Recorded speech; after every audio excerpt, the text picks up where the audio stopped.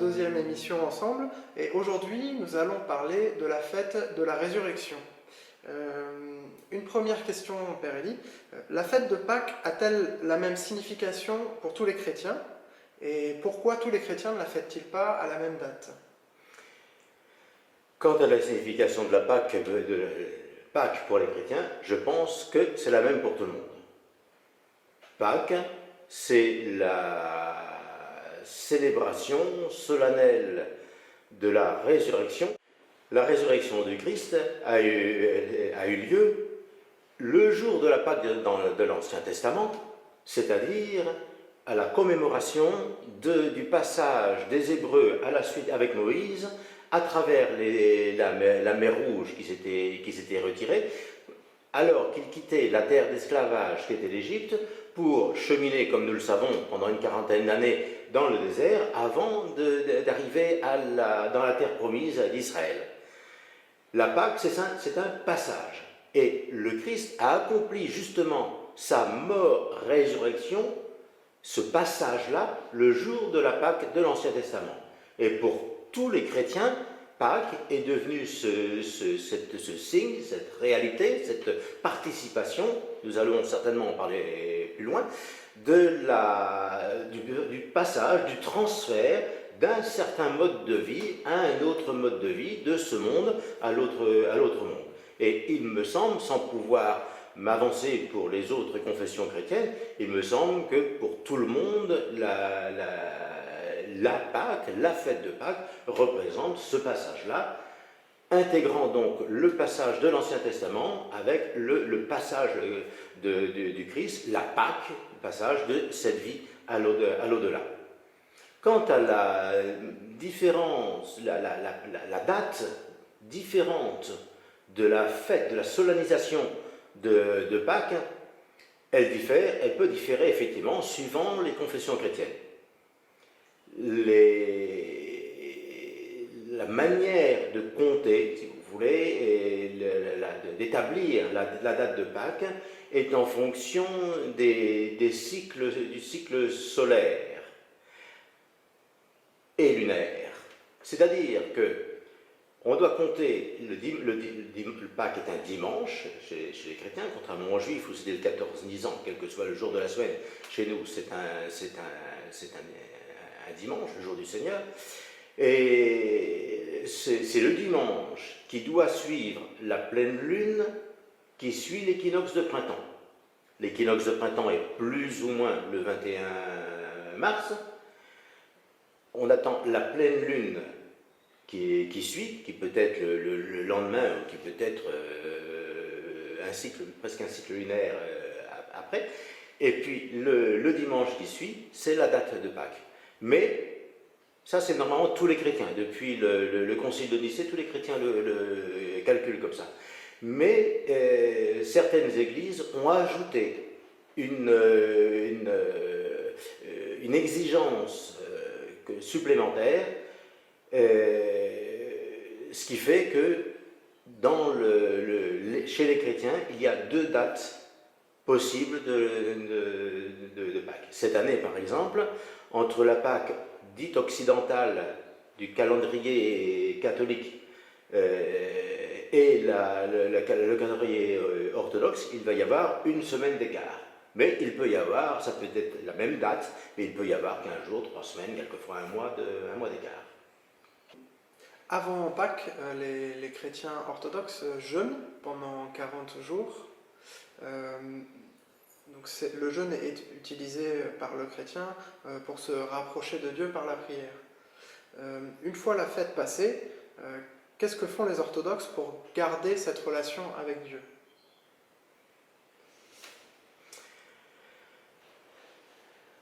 Le jeûne dans l'orthodoxie est un jeûne de toute l'année. Ce n'est pas un jeûne propre à la préparation de Pâques. Toute l'année, il y a des rythmes ascétiques où les orthodoxes ne mangent pas certaines choses à certains jours. Globalement, en dehors des périodes de carême, il y a 4 périodes de carême. Il y a un grand carême avant Noël, avant la nativité du Christ, de 40 jours. Un carême de 40 jours avant Pâques, c'est le grand carême dans lequel nous sommes actuellement. Il y a un carême qui précède la fête des saints apôtres Pierre et Paul, qui est variable suivant la date de Pâques, justement. Donc ce carême-là est plus ou moins long. Et il y a un carême du 1er au 15 août, c'est-à-dire avant la dormition de la Mère de Dieu. Mais en dehors de ces périodes à proprement parler de carême, les mercredis et les vendredis sont encore des jours de carême, c'est-à-dire des jours de jeûne, des jours où, par volonté d'ascèse, et comme signe de communion dans toute l'Église, les membres de l'Église ne mangent pas certaines choses. Les mercredis et vendredis, comme pendant les carèmes, on ne mange pas de viande et on ne mange pas de laitage, par exemple.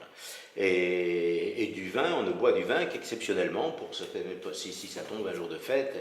Le but du carême n'est pas d'offrir quelque chose à Dieu en se privant de quelque chose que l'on aimerait, mais c'est une communion de toute l'Église où tous les membres de l'Église en même temps mangent ou ne mangent pas certaines choses. C'est une forme de communion tous ensemble dans l'ascèse, même si ça ne nous prive pas spécialement.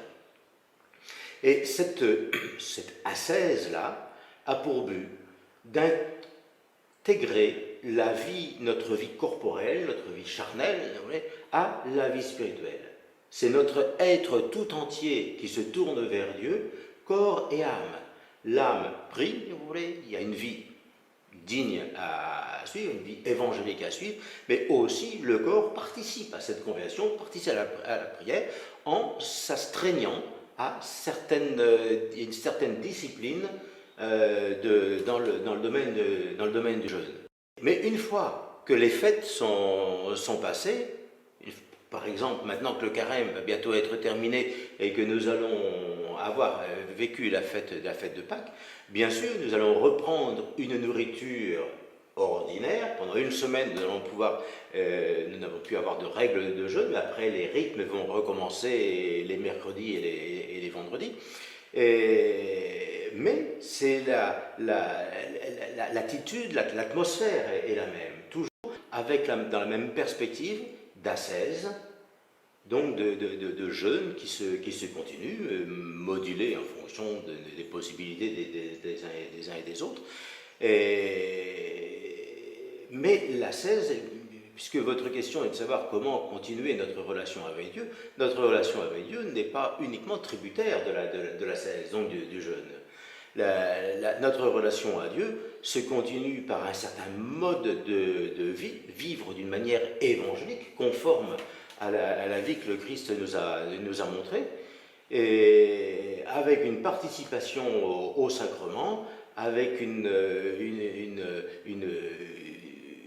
pratique de la prière, de la lecture des Saintes Écritures, de la lecture du Synaxaire, le Synaxaire étant les récits chaque jour de la vie et des œuvres spirituelles des saints que nous célébrons chaque jour. Et cette lecture quotidienne, autant que faire se peut, nous apprend, nous initie à une communion avec ces saints-là, qu'il ne s'agit pas forcément d'imiter formellement, évidemment, mais chez lesquels on perçoit pour chacun d'eux leur manière personnelle de se tourner vers Dieu, ce qui nous incite à faire de même et à recevoir d'eux la force d'accomplir ce que eux-mêmes, à leur manière, ont accompli. Donc la relation avec Dieu passe à travers tout cela, et évidemment, on n'est pas propre à la solennisation de certaines fêtes, mais c'est tout au long de l'année et à chaque instant de notre vie. Saint Paul nous enjoint à prier sans cesse. Prier sans cesse ne signifie pas exclusivement, encore que si on puisse le faire, c'est bien, mais ne signifie pas exclusivement de dire des prières en permanence, mais c'est dans un esprit de prière, c'est-à-dire dans un esprit de communion, de dialogue permanent avec Dieu. Et là, il n'y a aucun moment de la vie, de la journée ou autre qui s'oppose à cela. Donc la vie d'union à Dieu, elle passe essentiellement par là. Père Élie, pourquoi au moment de Pâques, pendant cette période, les chrétiens orthodoxes disent « il est vraiment ressuscité » ? Oui, en rigueur de terme, on devrait dire « en vérité, il est ressuscité ». Vous allez me dire que ça signifie à peu près la même chose. Oui, mais dire « il est vraiment ressuscité », ça veut dire que on y croit réellement. Mais dire « en vérité, il est ressuscité », il y a une insistance sur « qu'est-ce que la vérité ?» Mon propos n'est pas aujourd'hui de faire une explication sur le sens chrétien de la vérité. Y a-t-il une vérité, plusieurs vérités, etc. Ça, ce sont d'autres notions dans lesquelles je ne rentre pas aujourd'hui. Mais lorsque l'on se salue en disant « le Christ est ressuscité » et que la personne répond « en vérité, il est ressuscité », ça veut dire que face à Dieu, au plus profond de nous-mêmes, dans la vérité cosmique, si je puis dire, dans la vie de notre relation avec Dieu, vraiment, le Christ est ressuscité. Il était ressuscité dans la vérité, pas simplement dans la croyance que nous en avons, mais dans la réalité même, dans le dessein de Dieu depuis les origines. Quand on dit « en vérité, il est ressuscité », en vérité, le Christ est ressuscité, nous évoquons simplement la moitié, un aspect seulement de la signification du christianisme. Je ne dis pas de Pâques, mais de ce que fait le christianisme. En effet, le christianisme n'est pas une doctrine. Ce n'est pas une histoire à laquelle nous adhérons. C'est un fait. C'est une vérité, ou c'est la vérité fondamentale, autour duquel tout le reste tourne. En vérité, le Christ est né. En vérité, le Seigneur, la deuxième personne de la Trinité, s'est incarnée, elle s'est faite homme. En vérité, ce Dieu fait homme a vécu parmi les hommes pendant 3 décades à peu près, puis il est mort comme nous le savons, et il est ressuscité comme nous en sommes témoins. Mais ça, c'est un aspect de Pâques. Et je vous ai dit en commençant que Pâques était un passage, un transfert. Jusque-là, il n'y a pas de transfert. Mais dans la conscience chrétienne, il y a un autre aspect qui appelle une autre expression que l'on trouve notamment dans l'Apocalypse, de « viens » ou « viens vite, Seigneur Jésus ». Et là, on a toute la signification du christianisme. En vérité, le Christ, venu sur terre, est mort, ressuscité pour nous. La fête de Pâques, c'est l'adhésion à cela, non pas l'adhésion intellectuelle, mais c'est la participation à cette mort, résurrection du Christ. Mais ressuscité pourquoi? C'est ressuscité pour que le Seigneur, prenant l'Église, prenant les membres de l'Église et les ressuscitant avec lui, accède à une autre vie, à la vie éternelle, à la vie du royaume des cieux. Et que nous siégions avec le Christ à la droite du Père à la fin des temps. C'est-à-dire que nous soyons unis au Père, au Fils et au Saint-Esprit. Les pères de l'Église, à la suite de Saint Pierre d'ailleurs, dans sa seconde épître, disent qu'il faut que nous devenions participants de la vie divine. Et précisément, la participation en Christ de sa mort et sa résurrection, nous transfère dans l'autre monde, dans l'autre dimension de notre vie, dans cette unité, dans cette unification avec le Père, le Fils et le Saint-Esprit. C'est l'appel à notre divinisation. Et cela s'accomplira, ou s'accomplit, si vous voulez, de deux manières. D'une part, par la réception en nous du Christ, c'est-à-dire qu'il y a dans la vie chrétienne un échange entre le Christ et nous, et chacune de nos personnes. Le Christ est devenu ce que nous sommes alors qu'il ne l'était pas, de manière à ce que nous devenions ce que nous ne sommes pas encore, mais que lui est, et que nous participions à sa vie. Et donc cette participation se fait par la réception en nous de la vie du Christ, d'où cette demande.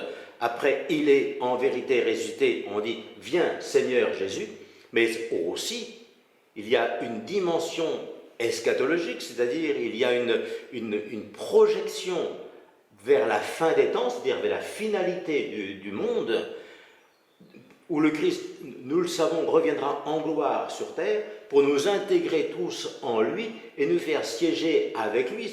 On dit siéger, ça veut dire nous faire un avec lui, de manière à ce que nous soyons là où il est, c'est-à-dire dans le royaume des cieux, unis avec le Père et le Saint-Esprit. Tout l'essentiel de notre christianisme réside en cela. Et les fêtes que nous célébrons, la 16 que nous évoquions tout à l'heure, la prière, les sacrements, tout cela nous amène à réaliser cela. S'il n'y a pas cela, il n'y a pas de vie chrétienne, en rigueur de terme, il n'y a pas de vie chrétienne. Saint Paul nous a constamment rappelé cette réalité-là, cette vérité-là. En vérité, il nous a rappelé cela. Par exemple, j'ai noté ici un verset dans l'épître aux Éphésiens, le Christ a aimé l'Église.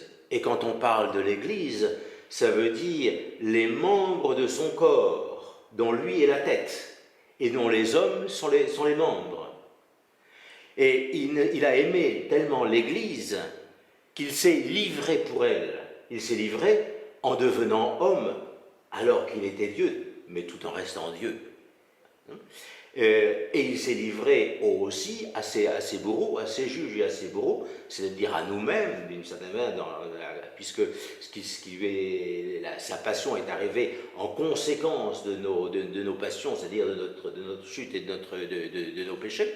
Donc il s'est livré à la mort pour accéder à la résurrection et nous faire accéder à lui, afin, dit saint Paul, de la faire, il parle de l'Église, donc des membres de l'Église, de la faire paraître dans la gloire, c'est-à-dire dans le royaume des cieux, dans la vie de l'au-delà, sans tache ni ride, ni rien d'analogue, c'est-à-dire sans flétrissure, si vous voulez, sans salissure, mais en toute pureté, comme est Dieu, c'est-à-dire comme des hommes divinisés, mais d'une manière toute simple, toute pure et irrépréhensible, avec aucun reproche. C'est-à-dire que cette réalité du christianisme nous fait échanger avec le Christ sa vie.